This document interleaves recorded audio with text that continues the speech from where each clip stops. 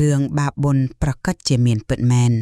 អ្នកណាសាងអំពើបាបច្បាស់ជាត្រូវទទួលកម្មស្នងវិញបើមិនជាតិនេះក៏ជាតិក្រោយដែរវាមិនខុសអ្វីពីយើងយកគ្រាប់ដំណាំទៅដាំនៅក្នុងចំការនោះទេយើងកប់គ្រាប់ល្ពៅវាដុះចេញមកល្ពៅកប់គ្រាប់ត្រសក់ចេញមកត្រសក់យ៉ាងណាមិញផលកម្មក៏ដូចគ្នាបើយើងប្រព្រឹត្តបាបបានបាបប្រព្រឹត្តបុណ្យបានបុណ្យតាមតិចតាមច្រើនរបស់អ្នកសាង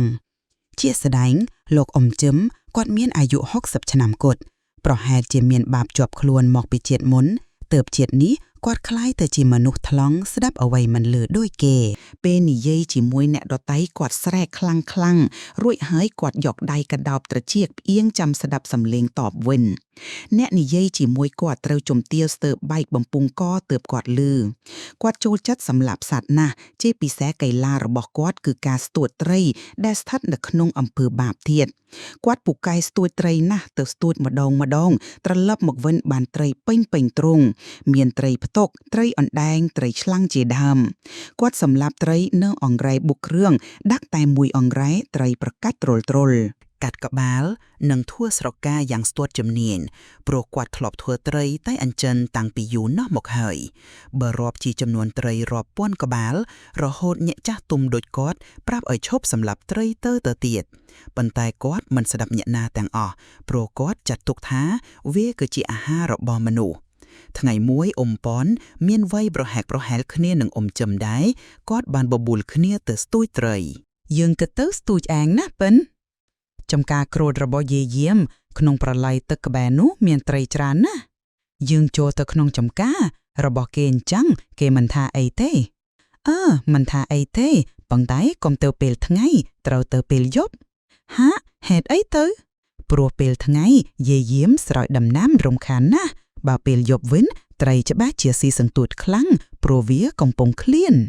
អញ្ចឹងយល់ព្រមអញ្ចឹងយើងទៅជីកចង្លែនជាមួយគ្នាចាស់ទាំងពីរនាក់នេះមិនគិតពីបាបកម្មអ្វីទេដូចជាត្រូវគ្នាគ្រប់ម៉ាត់គាត់ជីកចង្លែនដាក់ពេញត្រឡោកដូងយកមកធ្វើជានួយគយ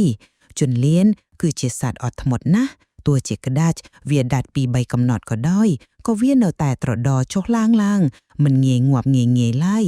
យើងមិនបានដឹងដល់ការឈឺចាប់របស់វាទេតាមពិតវាឈឺចាប់មិនតិចទេមុននឹងងាប់ទៅពេលយប់មកដល់តាចាស់ទាំងពីរនាក់កាន់ដងសន្ទូចម្នាក់មួយព្រមទាំងយន្តលៀនម្នាក់មួយត្រឡោកដូងដល់កាត់មុខផ្ទះយាយយាមហើយក៏ស្រែកប្រាប់ថាយាយយាមខ្ញុំសូមចូលកាត់ចំការស្ទួយត្រីបន្តិចណាមានសំឡេងស្រែកតបមកវិញខ្លាំងថាតាមសបាយចុះតែប្រយ័ត្នភោះផងក្នុងចំការនេះមានពស់ច្រើនណាស់មិនអីទេអរគុណទាំងពីរនាក់ដើរទៅដល់បានឮសូរមាត់ត្រីចាប់មិនដាច់រយៈគាត់រកកន្លែងអង្គុយម្នាក់មួយនិងចាប់នុយបិទសន្ទូចបោះទៅក្នុងទឹកយ៉ាងលឿនងាកមកអ៊ំជឹមនោះគាត់សាងបាបឡើងទៀតហើយគ្រាន់តែដាក់ដល់ទឹកភ្លាមក៏វ៉ាត់ត្រីផ្ទក់មួយពុនកំភួនជើងឡើងកោងដងសន្ទូចវឹបអ៊ំពុននៅមិនទាន់ស្ទួយបានត្រីអីមួយសោះផ្ទុយពីអ៊ំជឹមត្រីស៊ីសន្ទូចសុទ្ធតែត្រីធំអ៊ំពុនឃើញដូច្នេះគាត់រអ៊ូប្រាប់ថាអ៊ំជឹមថា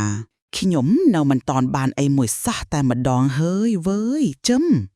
មិនអីទេពុនបន្តិចទៀតវាគង់តែបានដូចខ្ញុំអញ្ចឹងអាយ៉ាត្រីស៊ីសន្ទូចខ្ញុំហើយតាអូហូកម្លាំងវាខ្លាំងមែនវត្តមិនព្រមឡើងទេវើយអ៊ំជឹមសប្បាយរីករាយណាស់ព្រោះគាត់កំពុងតែបានត្រីច្រើនទំរំវត្តត្រីនេះបានឡើងមករួចអ៊ំជឹមឡើងថ្លាក់ញើសគាត់ទាញខ្សែសន្ទូចអូសត្រីនោះឡើងមកលើគោកបានយ៉ាងភិតភ័យព្រោះតាំងពីកើតមកមិនដែលបានឃើញត្រីអីធំដល់ថ្នាក់នេះឡើយក្បាលវាប៉ិនច័ន្ទបាយដងខ្លួនធំប៉ិននឹងគល់ផ្លៅរបស់មនុស្សគាត់ចាប់វាឲ្យហាម៉ត់ដើម្បីលូកដៃចូលដោះផ្លែសន្ទូចភ្លាមនោះវាក៏ត្របាក់ដៃរបស់អ៊ំជឹមជួបមិនព្រមលែងទៀនយ៉ាងម៉េចក៏មិនរបូតចេញពីមាត់របស់វា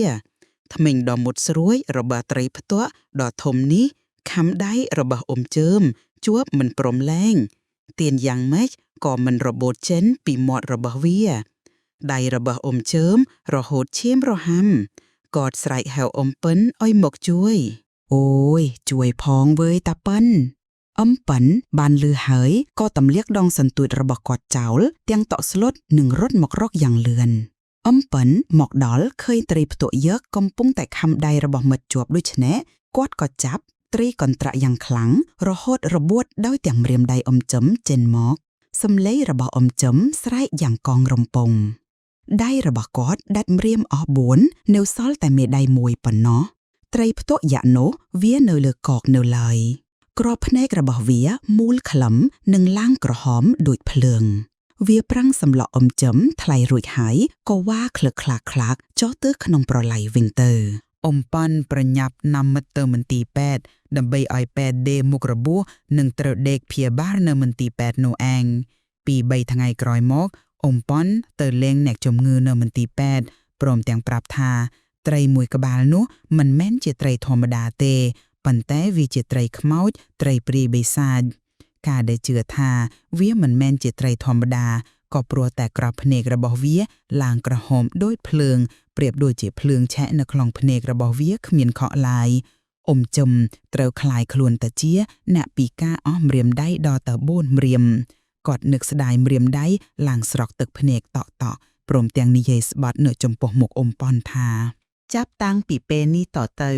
នឹងមិនសម្លាប់សត្វទៀតទេជាពិសេសត្រីព្រមទាំងឈប់ស៊ីសាច់ត្រីអស់មួយជីវិត